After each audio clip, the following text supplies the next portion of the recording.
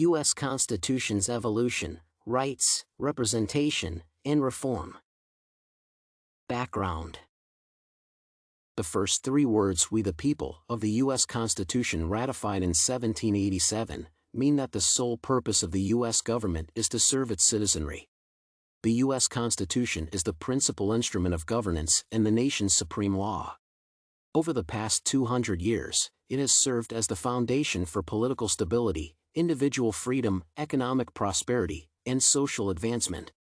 The main purpose of this document was to create a strong elective government that directly implements the people's will. Expansion of the understanding of "we the people" over time. The understanding of the "we" and "we the people" has drastically changed as time passes. In the beginning, the only group that the Constitution protected and was given the right to vote was able-bodied white men. After the American Civil War, the rights of other groups in the U.S. were gradually given the same rights. Firstly, it was the African Americans who were freed from slavery and given citizenship and, later, the right to vote. Then, voting rights were extended to all women in the U.S. Thus, the Constitution has finally realized its intended goal: all men are created equal and deserve equal rights.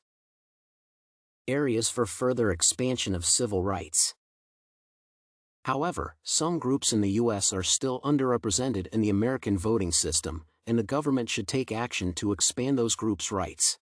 For example, white conservative voters tend to choose African American candidates instead of Mexican American candidates, even if the said candidates share the same political visions and goals.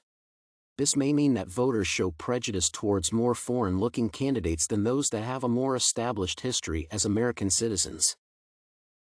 Moreover, certain high-needs groups may lack an understanding of the U.S. Constitution due to their special needs or lacking knowledge of the English language.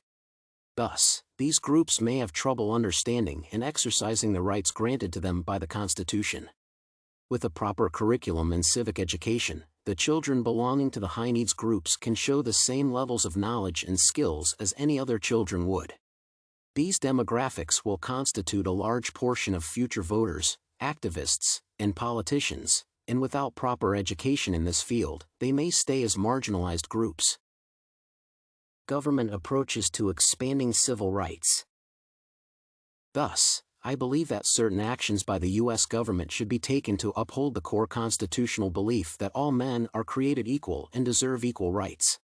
Constitutional rights should be expanded de facto and de jure because of the principles upon which the United States was built and for more pragmatic reasons. A more thorough inclusion of marginalized groups into the voting system will prevent possible civil unrest and improve the overall cohesion of the U.S. population.